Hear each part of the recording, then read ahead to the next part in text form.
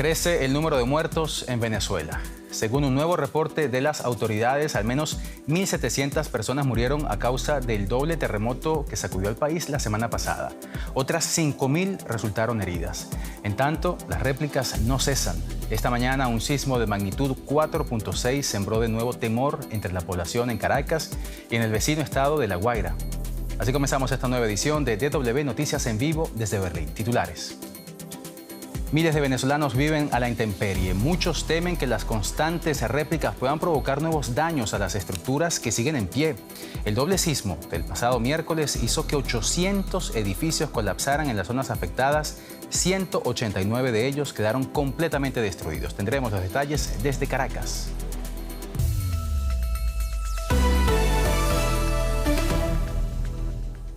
Soy Johan Ramírez. Bienvenidos al programa. Una fuerte réplica sacudió este lunes las zonas afectadas por el doble terremoto en Venezuela. No causó más daños, pero provocó escenas de pánico entre la población. Con esta, ya son más de 600 las réplicas que se han producido en el país tras los sismos de la semana pasada. Todo esto ocurre mientras se desvanecen las esperanzas de encontrar personas con vida bajo los escombros. No obstante, socorristas y voluntarios no abandonan las labores de rescate. Una de las incertidumbres mayores, sin embargo, son los desaparecidos. Naciones Unidas habla de 50.000, pero sobre este punto no hay todavía cifras oficiales por parte del gobierno, lo que hace temer que ese número pueda ser todavía mayor de lo esperado. A estas imágenes se aferran los venezolanos y el mundo entero. Es un salvamento en La Guaira, casi 5 días después de los 2 sismos de más de 7 grados que sacudieron Venezuela. La ventana crítica para rescatar con vida a personas bajo casi 800 edificios colapsados se ha cerrado. Los vecinos no esconden su ira ante la escasa ayuda del gobierno e intentan frenar la maquinaria pesada para que les ayude a recuperar a sus seres queridos. Mi hija, la saqué por la mitad, mi hija. La saqué por la mitad. No se van a mover hasta que no vayan sacándola para allá. No se van a mover. No tengo nada que perder, que me mate si quieren. La Guaira parece una zona de guerra, montañas de escombros hasta donde alcanza la vista. Y aunque rescatistas de 24 países trabajan sin cesar, la dimensión de la tragedia es tal que son los propios venezolanos los que lo dan todo para recuperar a sus familiares. Queremos apoyo, queremos máquinas, queremos llevarnos a nuestros familiares. Ayúdennos. No soy el único que está en esta condición, pero ya casi que no nos van a dejar entrar más. Y no nos han ayudado a agarrar un escombro. Las críticas se dirigen contra el gobierno que militarizó La Guaira e impuso un salvoconducto para que rescatistas, médicos y voluntarios puedan acceder a la zona del desastre. El ejecutivo de Delcy Rodríguez, mientras tanto, suspende una semana más las clases y anuncia la creación de una comisión para inspeccionar las viviendas. Mientras tanto, promete campamentos transitorios para las miles de personas que han perdido sus hogares. Lo primero que yo espero que me ayuden y que me den una vivienda, porque es muy incómodo estar uno así, durmiendo mal, que uno quiere hacerse su comida, prepararse su cosa, tener su habitación. La televisión venezolana muestra imágenes de la pasada madrugada en el barrio de San Bernardino, donde los equipos de rescate y los voluntarios no cejan en su empeño de encontrar sobrevivientes. Mientras China anunciaba este lunes el envío de casi 15 millones de dólares en ayuda humanitaria, Estados Unidos refuerza su despliegue. España y varios países latinoamericanos también ayudan con perros. El olor se hace insoportable, pero algunos todavía albergan esperanzas. No sabemos si hay más personas, sin embargo, no se han conseguido los cadáveres, entonces quiere decir que tenemos esperanza y que están vivos, y aquí estamos firmes. Los venezolanos ansían imágenes como estas cuando se agota el plazo para hallar sobrevivientes y un nuevo sismo golpea la zona devastada. El gobierno venezolano todavía evita hablar de desaparecidos, pero Naciones Unidas sí estima una cifra que asciende a 50.000. Nos vamos inmediatamente a Caracas, donde la periodista Elizabeth Hostos está siguiendo esta tragedia para nosotros. Elizabeth, un gusto saludarte, bienvenida al programa. Cuéntanos, en primer lugar, por favor, en qué estado se encuentran las labores de búsqueda y rescate de sobrevivientes, porque entiendo que ya hemos llegado a lo que llaman la hora cero, pero prosigue el trabajo de socorristas y voluntarios. Un saludo especial para ti, Johan, y para tu audiencia. Sí, en efecto, las labores de búsqueda y rescate de víctimas prosigue, aun cuando hubo una breve interrupción en la mañana a propósito del sismo de 5.1 grados a primeras horas de la mañana, pero sigue la desesperación entre familiares, entre víctimas que también han salido desde las ruinas, y se espera que sigan las labores de rescate en las próximas horas, aunque realmente estamos en la hora cero, como tú bien lo señalas, Johan. Elizabeth, tú hablas de esa nueva réplica que tuvo lugar esta mañana, que se sintió en Caracas y en La Guaira. Cuéntanos cómo se vivió ese sismo en la capital y si se han reportado nuevos daños en ese sentido. Sí, este desagradable déjà vu fue a las primeras horas de la mañana, mucha gente alarmada, de hecho se suspendieron actividades laborales, las pocas que hay, y también el servicio del metro de Caracas. Estuvimos circundando varias vías de la capital, mucha gente en las calles, en plazas públicas, en sitios abiertos y en refugios improvisados. Impresiona esa situación porque hay mucha más gente de la que se piensa en la calle esperando un refugio temporal o una solución relativamente corta e inmediata de parte del gobierno bolivariano. Y también, por supuesto, se suspendió la labor de rescate, pero fue por poco tiempo, afortunadamente. Todavía estamos aquí a la espera y a la expectativa de lo que pueda pasar en las próximas horas, Johan. Mientras el drama en el terreno continúa en las zonas afectadas, Elizabeth, también continúa la solidaridad de la comunidad internacional con Venezuela. No obstante, un equipo médico internacional con participación alemana que estaba listo para viajar a Venezuela no recibió autorización de ingreso al país en el día de hoy. ¿Se conocen las razones, Elizabeth, de esta medida que sorprende en medio de la emergencia? Sí, se sorprende bastante la situación. Estuvimos en el Centro Internacional de Prensa en horas de la mañana consultando a funcionarios del gobierno bolivariano y señalaban que no tenían información en relación con ese tema y que la vocería oficial recaía en la presidenta interina. También pudimos conocer que una delegación de las Islas Baleares de España, así como el estado de Virginia de Estados Unidos, tampoco pudo entrar a Venezuela por temas burocráticos. Se alegaba permisos que tenía que emitir el Ministerio de Salud y una poca claridad en cuanto a la situación migratoria, visas de ingreso a Venezuela. En ese sentido, el vicecanciller señaló que en este particular no es un tema de visados, sino un tema de conexiones aéreas que no fueron posibles en el caso de España y de Estados Unidos. Todavía estaremos esperando información de lo que ha pasado con la delegación de Alemania, Johan. Seguimos esperando información y siguen las víctimas esperando que esa ayuda internacional entonces continúe llegando al país. Nos lo contaba Elizabeth Hostos desde Caracas. Muchísimas gracias, Elizabeth, y cuídate mucho. Gracias a ustedes. Y de Venezuela vamos a otro tema que acá en Alemania está ocupando titulares. Un tiroteo en el norte de este país dejó el lunes al menos 6 muertos y 3 heridos, según informaciones de la policía. 3 personas resultaron detenidas, incluido el presunto autor de los disparos. El incidente se produjo en torno al mediodía en la ciudad de Stade, cerca de Hamburgo, al parecer en un centro de ayuda a menores, en una zona residencial de la localidad. La policía asegura que ya no existe ningún peligro para la población mientras las investigaciones siguen su curso. Y para conocer detalles de este tiroteo en Alemania, vamos a nuestro estudio parlamentario aquí en Berlín para conversar con quienes ven. Nuestra corresponsal política, Ana Plasencia, que ha estado dando seguimiento a esta noticia. Ana, un gusto saludarte. Bienvenida al programa. Cuéntanos, por favor, qué ha trascendido por parte de las autoridades en relación a este tiroteo. ¿Qué tal, Johan? Se ha celebrado una conferencia de prensa con la ministra regional del Interior de ese estado de Baja Sajonia y también con equipos de seguridad y policía.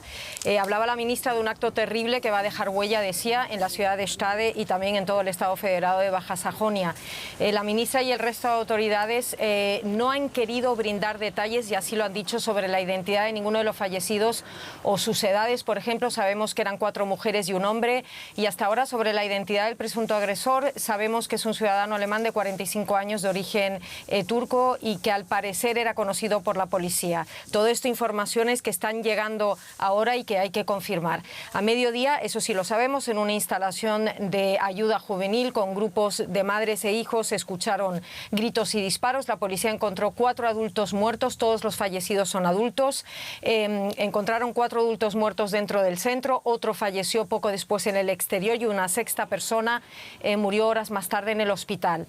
Eran todos ellos, al parecer, empleados de ese centro de ayuda a madres y a niños y jóvenes. Hay varios heridos graves aún, Johan, y fueron escenas de caos, es lo que cuentan los testigos, un intento de fuga en coche, agentes dando órdenes y disparos para detener a los sospechosos. En un primer momento las autoridades hablaban de 3 detenidos, entre ellos el agresor, pero parece que 2 personas están bajo custodia policial y está este detenido que es el presunto agresor.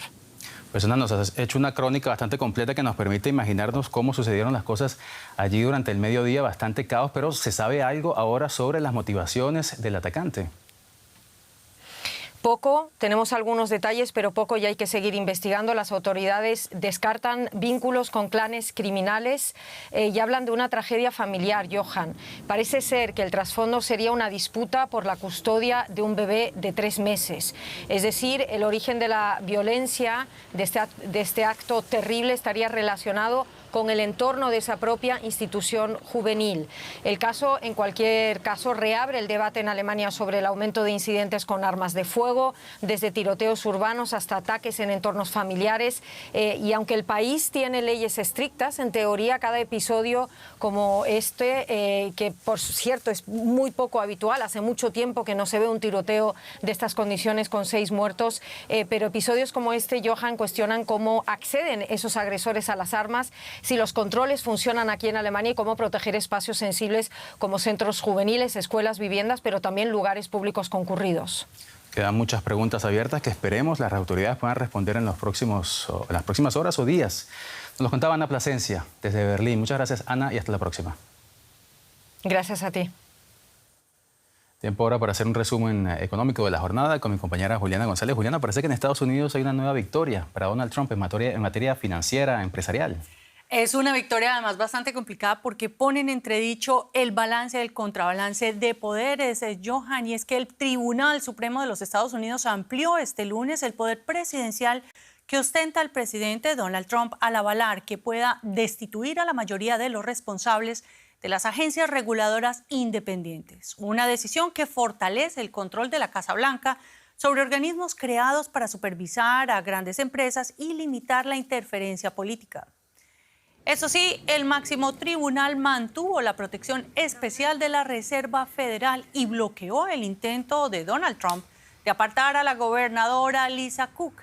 Lejos de aceptar el fallo como definitivo, el mandatario advirtió que seguirá actuando contra la funcionaria mientras Cook defendió la independencia del Banco Central y denunció que su destitución respondía a presiones políticas en un nuevo episodio de tensión entre la Casa Blanca y la autoridad monetaria estadounidense. La Corte Suprema de Estados Unidos confirmó este lunes que el presidente Donald Trump tiene derecho a despedir altos cargos federales, excepto la Reserva Federal. Y nosotros lo analizamos con mi colega Ana Nieto, quien nos espera en Nueva York para tomarle el pulso a esta noticia. Ana, es un gusto saludarte. El fallo de la Reserva Federal deja en su puesto a esta gobernadora. ¿Por qué es importante esta decisión que contrasta, eso sí hay que decirlo, con la del resto de las agencias independientes? Sí, primero de todo hay que recordar que este caso se abrió en un momento en el que Donald Trump estaba haciendo una muy fuerte presión a la Reserva Federal para que rebajara las tasas de interés. Ha sido y es clave que la Fed mantenga la independencia, ahora singular, como ha decidido el Tribunal Supremo hoy, porque es una independencia que es importante para los inversionistas de bonos en todo el mundo, inversionistas en deuda pública de Estados Unidos, ya que solo desde esta independencia se puede asegurar que la Reserva Federal va a hacer lo necesario para luchar contra la inflación, por impopular que esto sea para el presidente. La independencia garantiza un objetivo económico, no un objetivo político. El matiz, no obstante, es que el Supremo deja espacio a Donald Trump para echar a Lisa Cook, porque establece que lo puede hacer si tiene una causa y si le da la oportunidad a ella para defenderse. Trump, de momento, no ha denunciado a Cook ante ningún tribunal por lo que dice que es un presunto fraude hipotecario que ella niega y que ahora sigue su curso. Ana, y la otra sentencia del Supremo el día de hoy, sin embargo, sí refuerza el papel del Ejecutivo en esa supervisión y regulación. ¿Qué significa todo esto? Sí, el Supremo, de hecho, acaba con su propio precedente de 1935 que establecía que el presidente no puede echar a ningún líder de ninguna agencia regulatoria independiente sin motivo. Normalmente, y si el calendario de cambios lo establece, el presidente elige a miembros para esta agencia, como la Agencia Federal de Comercio, el Consejo Nacional de Relaciones Laborales, la Comisión Federal de Seguridad de la Energía, pero no puede echar a los que no le gusten. No puede además tampoco eliminar la aprobación del Senado que tienen estas personas para ostentar su cargo. Estas agencias típicamente están en manos de profesionales y transferir el poder del Congreso al presidente puede tener consecuencias económicas, además de crear bastante inseguridad jurídica. La juez Sonia Sotomayor ha expresado verbalmente, lo cual es bastante infrecuente, su disensión hablando del fin de la separación de poderes, del fin de los controles y equilibrio de poderes y de que esto podría traer el caos. Ana Nieto, muchas gracias por explicarnos precisamente el impacto de esta expansión del poder presidencial en los Estados Unidos. Cómo no, Juliana, gracias. Representantes de China y la Unión Europea se reunieron en Bruselas en el primer encuentro comercial de alto nivel en varios meses en un intento por rebajar tensiones y evitar una posible guerra comercial. La creciente competencia industrial del gigante asiático ha puesto bajo presión a la industria europea, intensificando así las diferencias entre ambas potencias. En este contexto, el comisario europeo de Comercio, Maroš Šefčovič, anunció la intención de establecer un mecanismo conjunto para monitorear los flujos comerciales y calificó el encuentro con el ministro de Comercio chino como constructivo. La reunión se produce en medio de una creciente preocupación en Europa por la pérdida de competitividad frente a China. De hecho, la semana pasada los líderes europeos pidieron a la Comisión Europea reforzar las herramientas disponibles para hacer frente a los desequilibrios comerciales con Pekín, reflejando un sentido de urgencia cada vez mayor dentro del bloque. Y hablamos de otro bloque, del Mercosur, que celebra en la ciudad paraguaya de Luque la antesala de la cumbre de jefes de Estado y de Gobierno que mantendrá lugar este martes.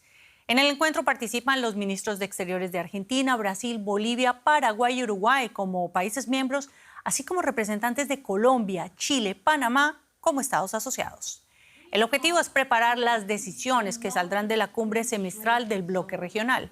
Paraguay, que ejerce la presidencia rotatoria y entrega ahora el mando a Uruguay, ya ha anunciado su intención de avanzar en la apertura del bloque hacia Asia mediante posibles negociaciones con Japón, India y Vietnam.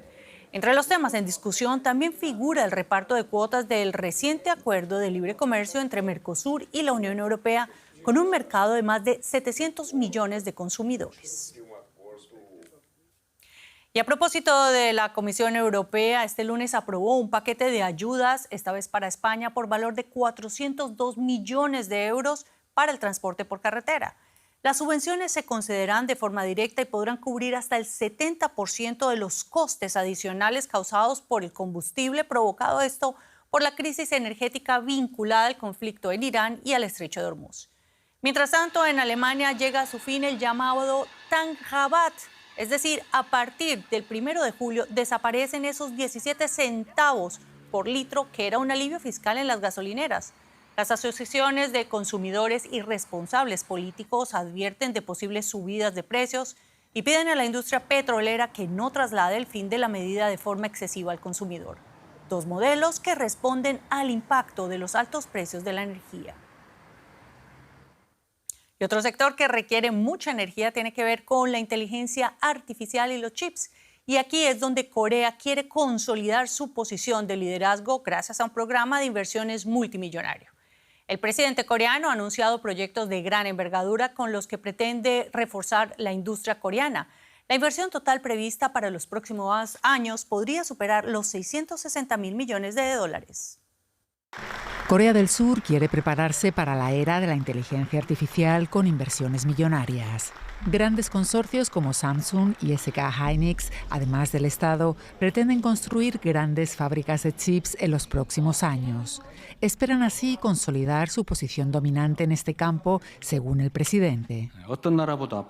Debemos estar seguros de que tenemos los componentes básicos de la inteligencia artificial antes que cualquier otro país. Los semiconductores, La IA física y los centros de datos de IA son los 3 pilares para dar el gran salto. Tenemos que concentrar todas las capacidades del gobierno y del sector privado. Con 3 megaproyectos e inversiones que suman aproximadamente 1 billón de euros, el presidente pretende impulsar la inteligencia artificial y adelantarse a cualquier otro país.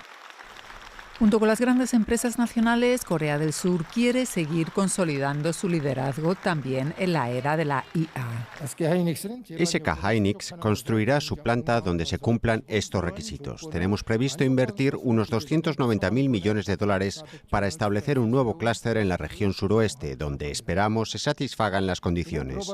Es una decisión dirigida a responder la demanda global y a construir un mercado sostenible. Samsung y SK Hynix son el número 1 y 2 del mercado internacional de chips de memoria y se están beneficiando del auge de la inteligencia artificial.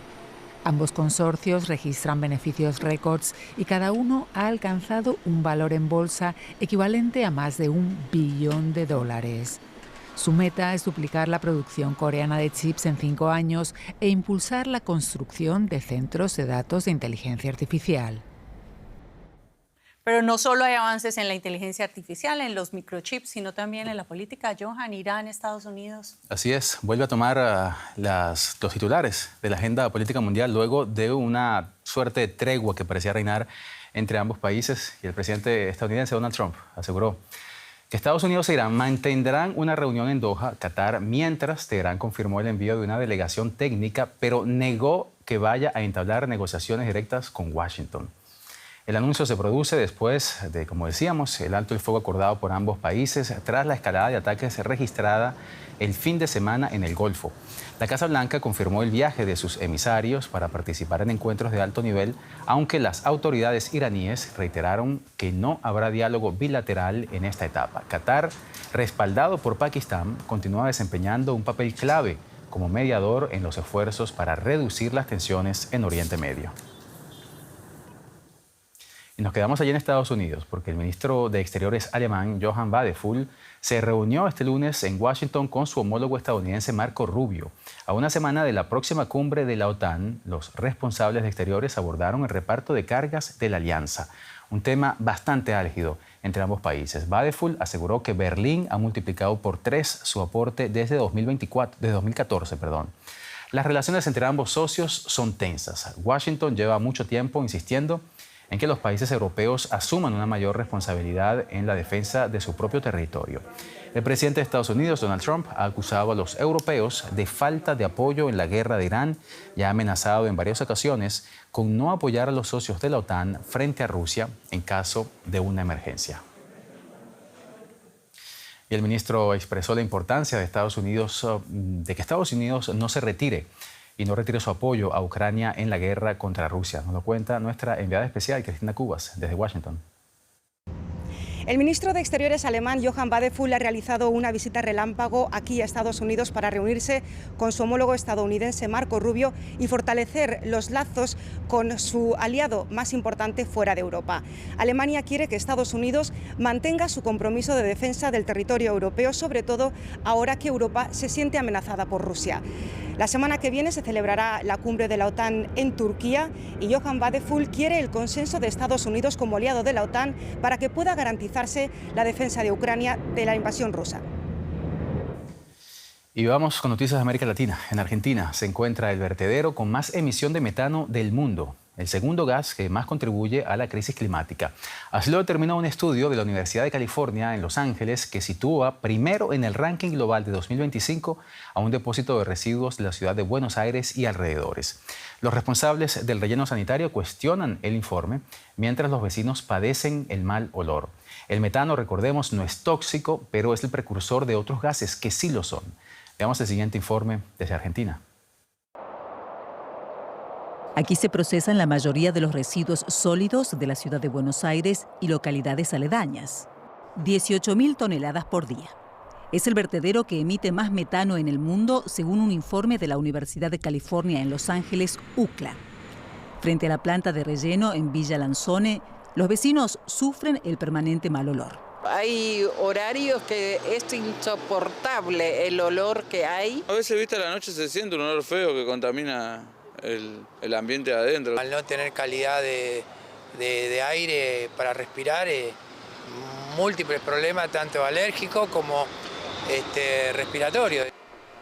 El metano no es un gas tóxico, pero es un precursor del ozono troposférico, explica la consultora Giselle Muno Iturbide. El ozono troposférico provoca 1 millón de muertes prematuras por causas respiratorias a nivel global por año. El metano es el responsable del 17% de los gases que provocan el calentamiento global, detrás del dióxido de carbono, y los vertederos son la tercera fuente de emisión. ¿Cómo estamos implementando mecanismos de reducción y prevención de esos residuos? ¿Cómo nos estamos cuestionando las formas y los modelos de producción y consumo? Los responsables de la planta donde se tratan residuos, se composta, recicla y captura biogás, aseguran que el ranking se basa en solo 2 muestras de 2025 y que no promedia el metano por tonelada de residuo. Recibimos a una sociedad de 18 millones de personas que ingresan en el complejo ambiental. Eso representa que si nosotros hacemos una de referencia en función del gas que genera cada volumen, cada tonelada de residuos que ingresa en el relleno, nosotros pasamos a ser el puesto número 10. Aseguran además que durante 2026 se ha incrementado el 16% la capacidad certificada de metano.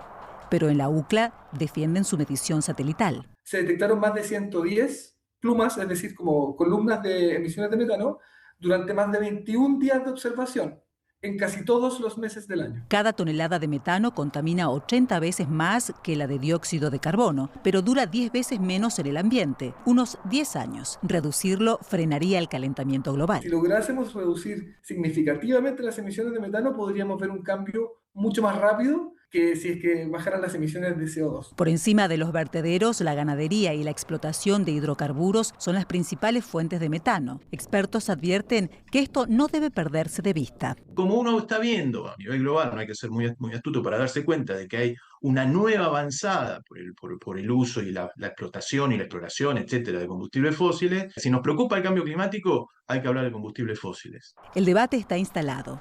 Mientras, avanza el negacionismo de la crisis climática. Desde Estados Unidos hasta Argentina, diversos gobiernos niegan el cambio climático, pero hace pocas semanas la revista Earth System Science Data publicó que en solamente 4 años se llegará al punto de no retorno en el calentamiento global. Y así llegamos al final. Desde donde quiera que nos hayan acompañado, gracias por su sintonía y su confianza. No se despeguen, dentro de poco volvemos aquí para seguir contándoles lo que está pasando en el mundo. Soy Johan Ramírez. Hasta entonces.